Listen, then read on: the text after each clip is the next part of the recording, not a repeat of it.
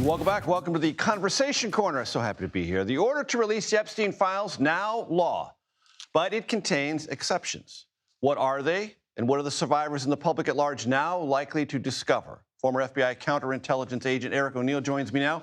He has extensive experience, high-profile investigations, including the one that led to the arrest of Robert Hanssen, the former FBI agent convicted of spying for Russia. There's a spectacular podcast on that called Agent of Betrayal. You'll recognize the voice. I recommend it highly.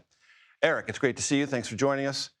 So there's this tremendous expectation that all this stuff is going to tumble out of the possession of the Justice Department and maybe even the Treasury Department. You're skeptical of that. Tell my audience why. Well, Major, we really need to manage expectations because a lot of the information that I think people really want to see, the ones that will help inform or deny all the conspiracy theories that have surrounded this case for all these years, are probably not going to be things people see. And the reason for that is there are categories of information that will lead to redactions.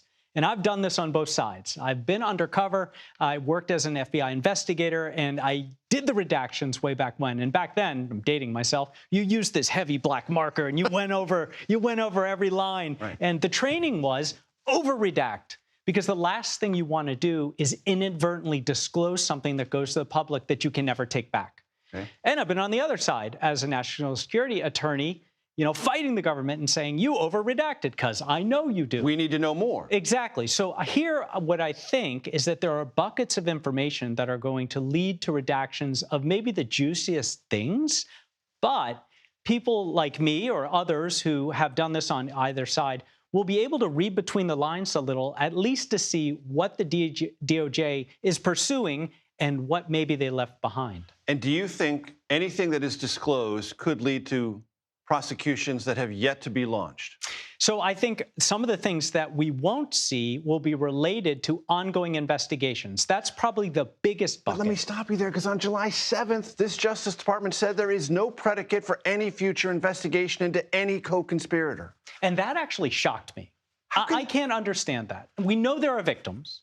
They said 1,000, which was a number so much higher, Eric, than people who were deeply read in on this story imagined. They thought maybe in the 300s, 400s, 1,000, like what? Exactly. And no future investigation? So there have to be investigations. If there weren't before, I'm sure there are now that this disclosure is going to happen. It would be embarrassing for the Justice Department to disclose their investigation and all their documents and show nothing open predicated on this incredible crime. I mean, this isn't just, some criminal enterprise. This is children who were sexually assaulted. Groomed, recruited, and then assaulted. Exactly. That's one of the most heinous crimes I can think of. That's trafficking in children. So I would hope that there is something in there, some underlying information that would suggest that there are ongoing investigations that are being pursued. And Eric, there is a lot of noise around all the money that swirled around the Jeffrey Epstein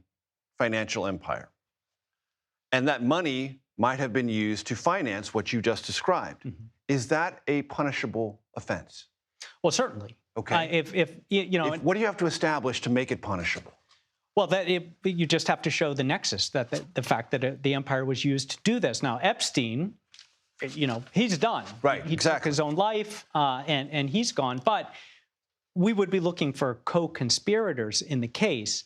Now, and there's financial records and money to follow, which is what Ron Wyden, the Democratic ranking member of the Finance Committee, keeps saying: follow the money. Follow the money, right? But we also don't know what actually is there. We've seen a lot of emails, right? But we don't know the underlying facts, and we don't know the aim or the goals of the investigation. And here's the other thing that I think is going to upset people. Most of those deliberations by the Justice Department will be legally privileged. Now, what you do, I was a general counsel for years, anytime you're going to have those high-level deliberations, you throw a lawyer in it. Right. And then you can maintain the legal privilege, especially if they're conversations between the DOJ and the FBI. You're also not going to see anything related to cooperating witnesses.